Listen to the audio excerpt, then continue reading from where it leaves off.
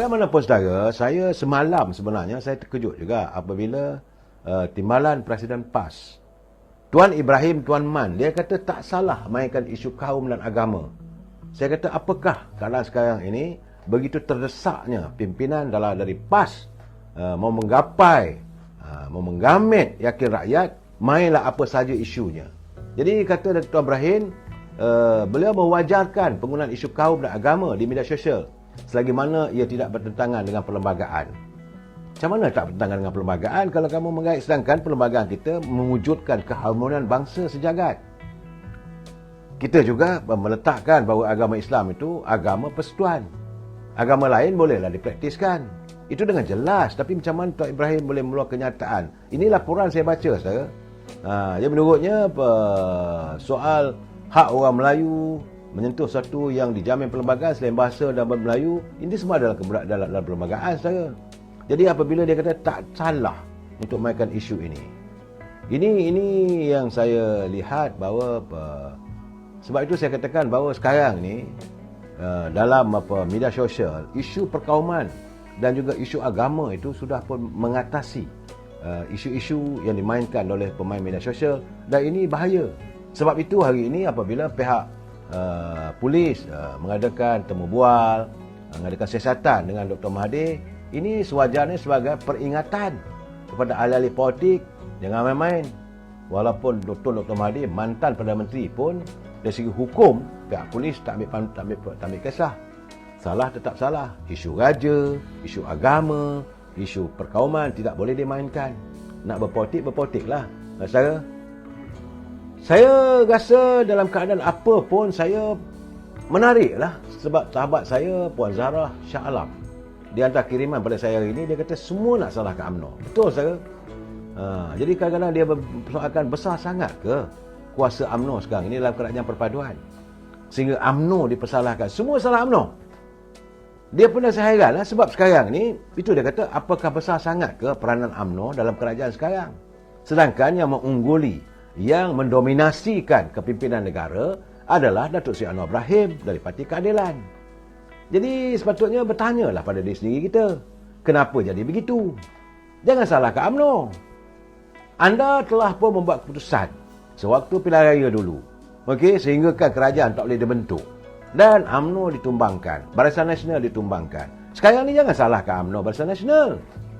Kononnya nak kerjasama dengan DAP. Saya rasa ini isu-isu yang tidak patutnya dimainkan.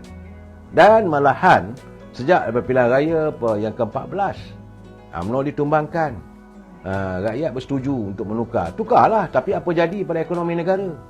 Sekali pilihan raya, 3 Perdana Menteri, dan ekonomi negara mengelonsor begitu teruk sekali. Dan lepas tu sekarang ni nak dibina balik bukan satu benda yang mudah. Kerana dulu semasa musim pilihan raya macam-macam mereka mengatakan UMNO tu korup lah, sakau sana, tak bela rakyat, penyamun, mengkayakan diri sendiri dan sebagainya. Mereka menuduh UMNO pesih. Saya dah bagi tahu, yang salah bukan rumah UMNO. Yang melakukan silapan mungkin ada sebahagian daripada pemimpin-pemimpin yang datang daripada UMNO. Kalau anda nak menyalahkan mereka, tak ada masalah.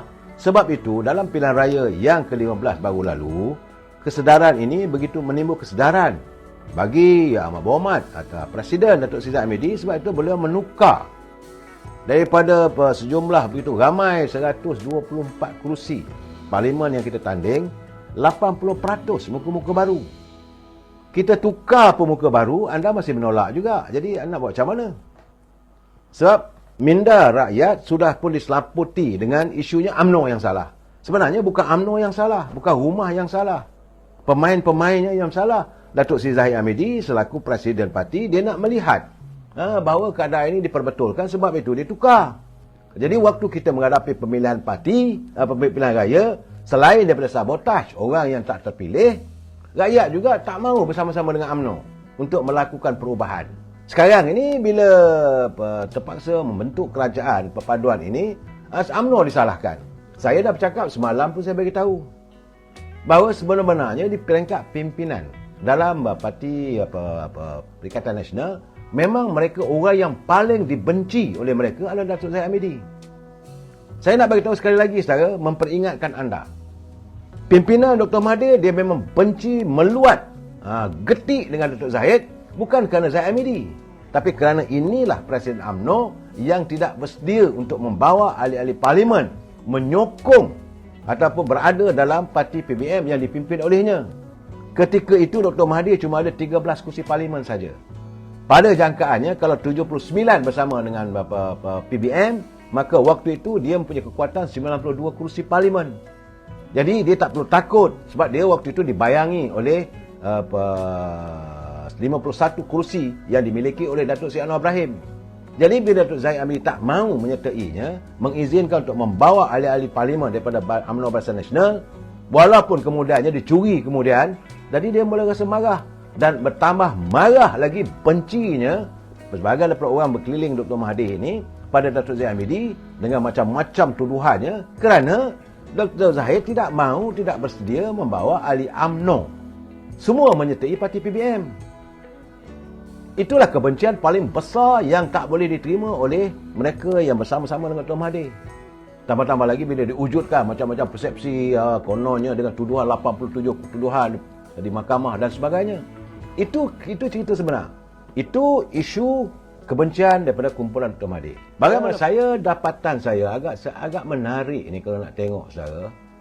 Ini tentang apabila ada tuduhan.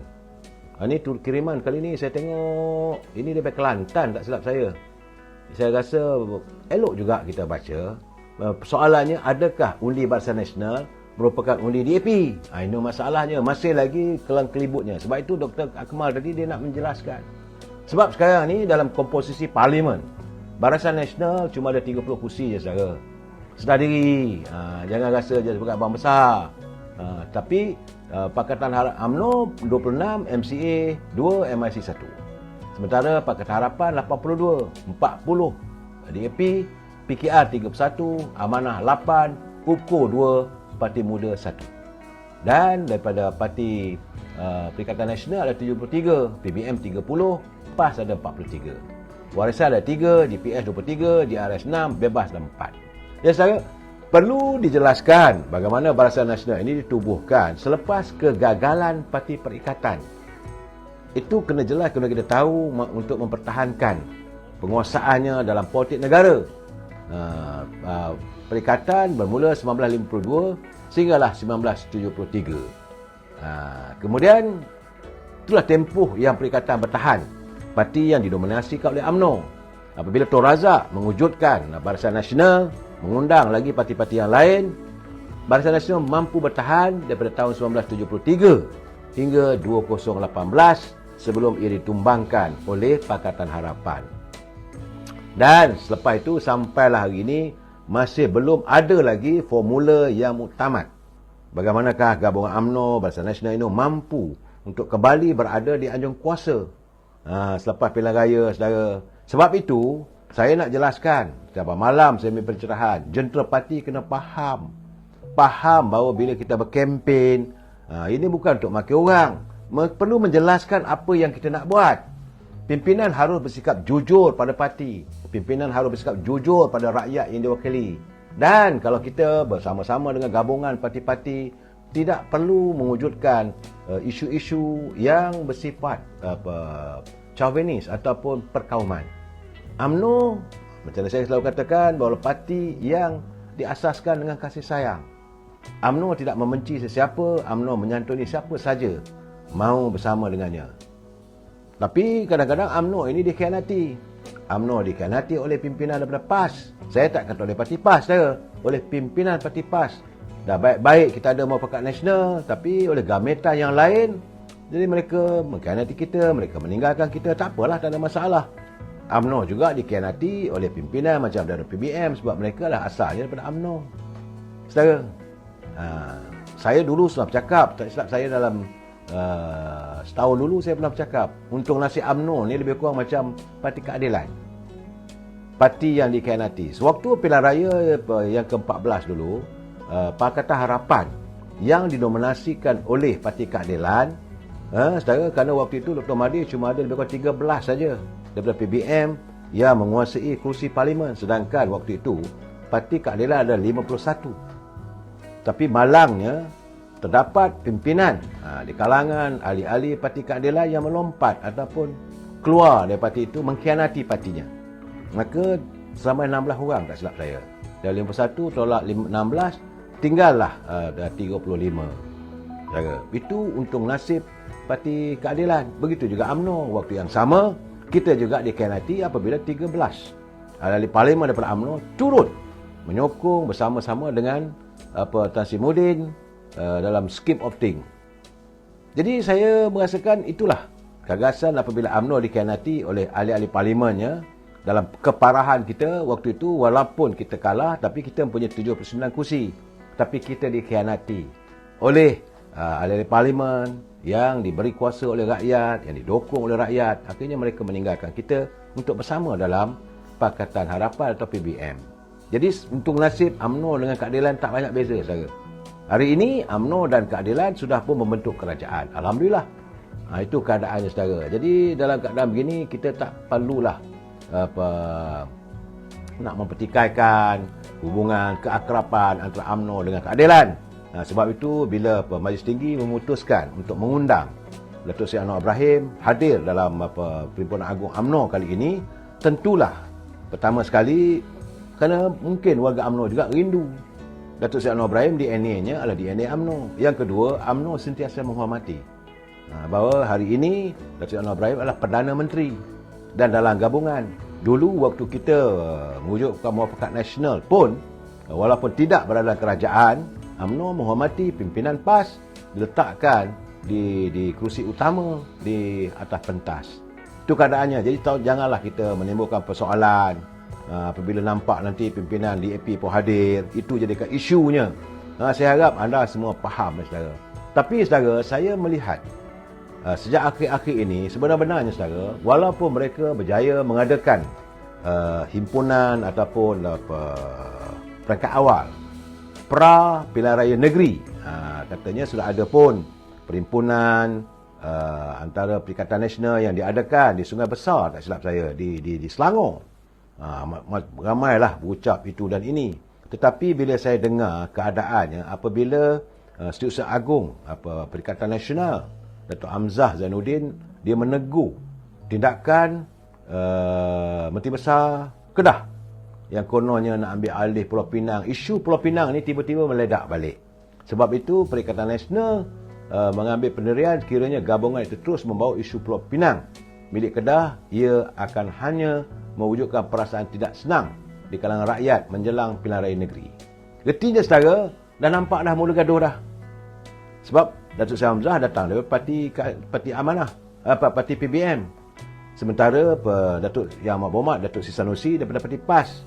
Getinya sudah wujud perbezaan. Tambahan lagi sekarang ni apabila Dr. Mahathir pula sudah pun membuat pengumuman akan menyertai bersama gagasan Perikatan Nasional, tentulah sebahagian besar ahli-ahli PAS juga akan menimbulkan tanda tanya.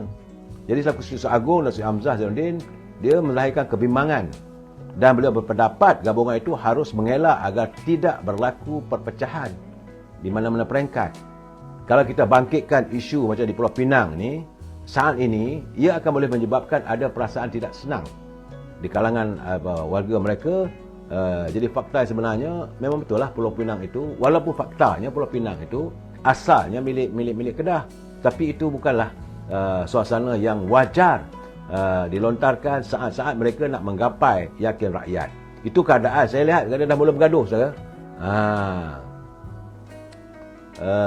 Sanusi pula dia masih lagi kekal. Dia masih lagi kekal dengan dia punya sikapnya bahawa mengatakan Pulau Pinang itu milik Kedah. Iyalah, Tok Menteri Besar, buatlah apa yang anda rasa pada patut.